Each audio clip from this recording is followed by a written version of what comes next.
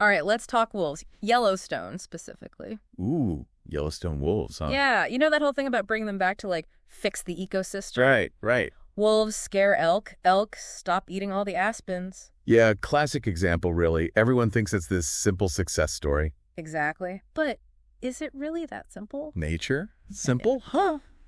Rarely. So that's what we're diving into today. Deep dive. We're going to look at like 20 years of data. 20 years. Wow, okay. See if it really all comes down to wolves. So, like, the whole landscape of fear idea, right? Yeah, wolves make elk too scared to graze in certain areas. But there's this new study, right? Elaine Bryce and her colleagues. They took a way closer look, didn't they? Much closer. They look at aspen growth, tracked elk behavior. Across the whole park. Huge area, yeah. And they even factored in the other predators. Oh. Oh, and human hunting, too. Turns out it's not all about wolves. Okay, spill the beans. Did the wolves even make a difference? They did, but not quite how you'd think. It seems they mostly influenced the male elk. Really? And only at certain times, like winter, or like dawn and dusk, when they're vulnerable. So the female elk were just like, whatever, wolves, I got calves to raise. Pretty much.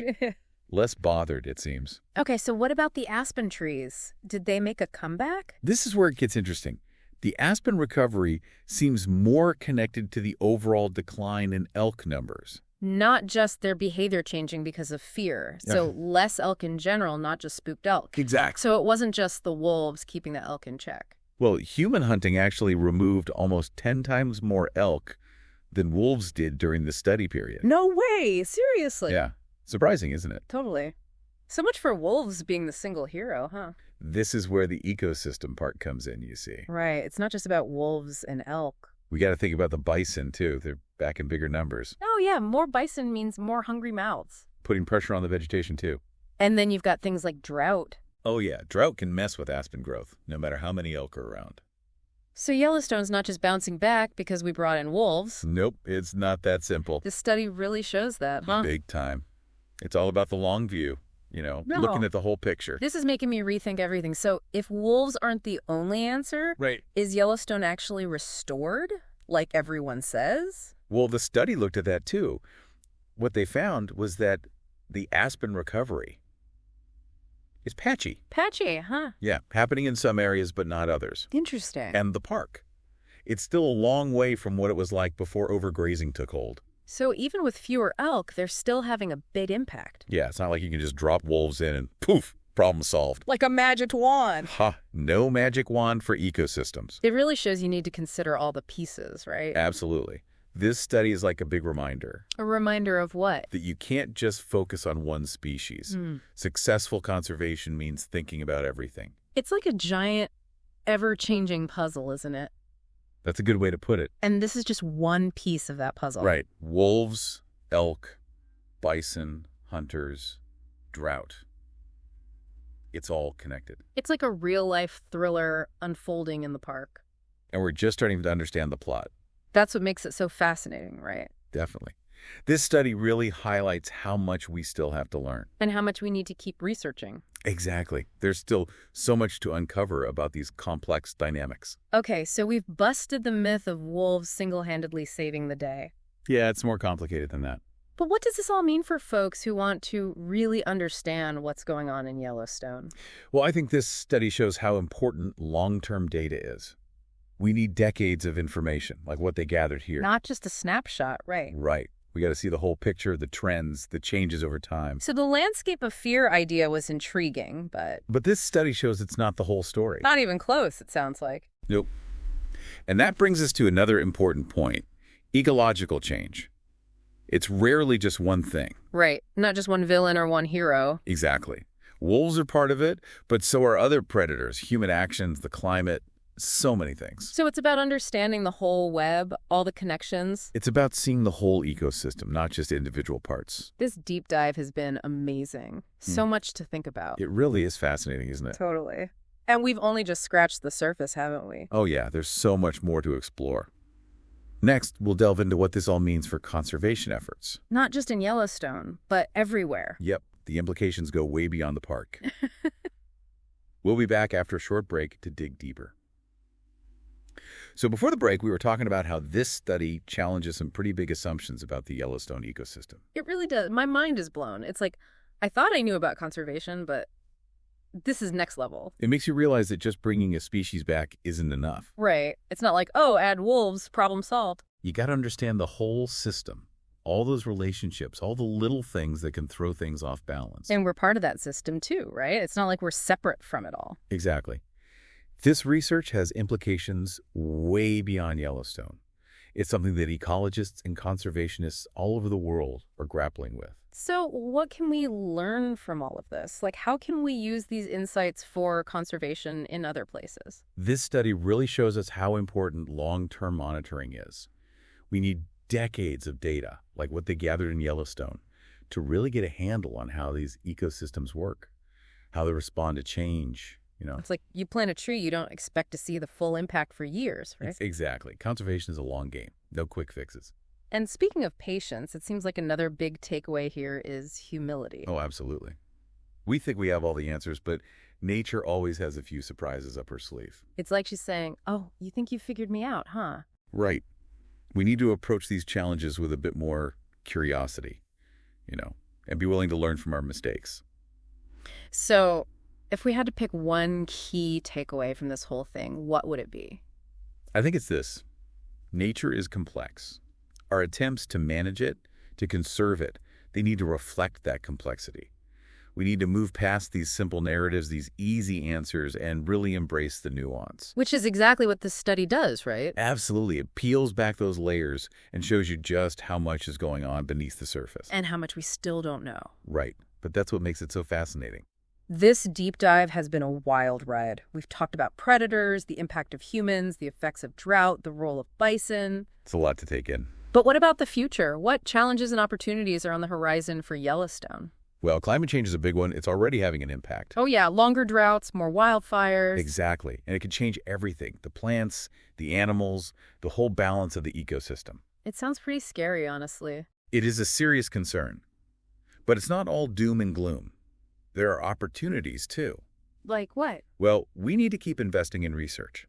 We need to understand how climate change is affecting the park and figure out what we can do to mitigate those impacts. So, being proactive, using science to make smart decisions. Exactly. But it's also about being flexible.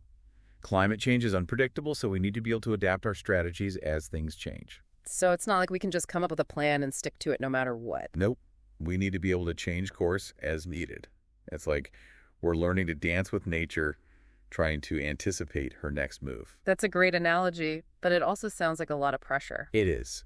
But this study also reminds us that nature is incredibly resilient.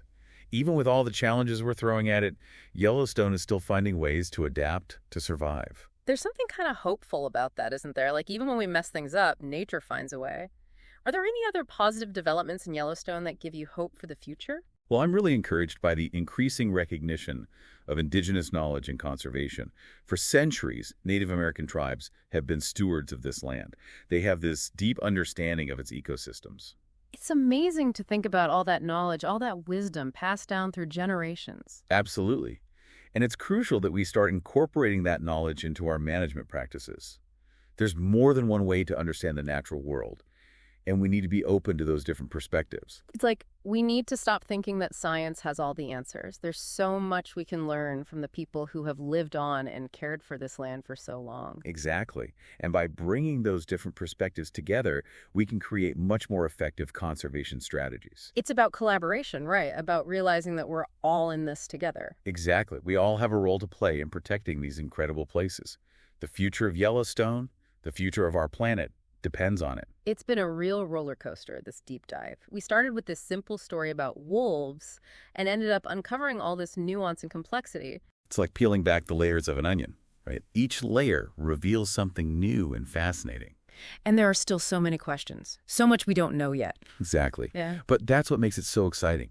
We're constantly learning, constantly evolving our understanding of the world around us. We've covered a lot of ground today. Do you have any final thoughts you want to leave our listeners with before we wrap things up? I would say this. The story of Yellowstone is a reminder that nature is full of surprises. It's complex, it's dynamic, it's constantly changing, And that's what makes it so beautiful and so important to protect. That's a beautiful way to put it. And with that thought in mind, let's move on to our final segment where we'll reflect on everything we've learned today and explore some thought-provoking questions that you can ponder long after this episode is over. Wow, we've really been through the ringer with these Yellowstone wolves, haven't we? We have. It's amazing how much depth there is to this story. I know, right? We started with this simple idea, wolves as heroes, but it turns out it's so much more complicated. Yeah, it's not just about wolves. It's about the whole system. And how we fit into that system. It's not like we're just watching from the sidelines, are we? Definitely not. Everything we do has an impact. But okay, so we know it's complex. What happens next? What does this all mean for the future of Yellowstone? Yeah. What does happen next? Well, this research has given us some important clues. Okay. Like, we got to be humble. We can't go in thinking we have all the answers. Right, because nature's always got something up her sleeve, doesn't she? Always. So we got to be adaptable too, willing to learn from our mistakes. And adjust our approach as we go. Exactly. And one of the biggest things... You gotta keep researching. Keep learning, yeah. We need to keep a close eye on how the park's responding to climate change, how all the different species are interacting, how humans are affecting things. So we can make smart decisions, right? Exactly. Decisions based on the best available science. But we also talked about the importance of indigenous knowledge, right? Oh, absolutely. The tribes who have lived in and cared for this land for centuries, they have so much to teach us. I think that's really cool, actually. Like, we need to get out of our own heads a little bit.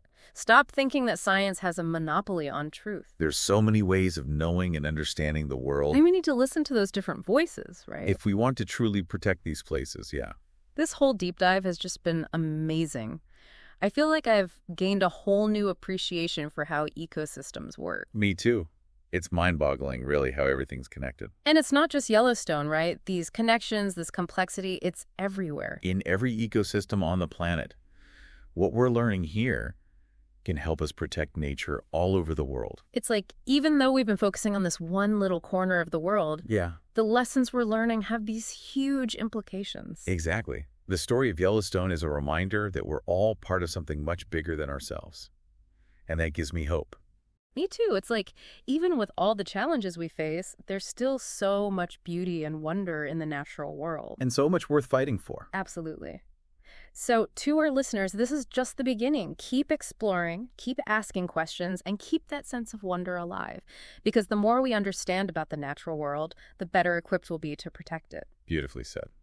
And on that note, we'll wrap things up. Thanks for joining us on this incredible deep dive into the world of Yellowstone wolves.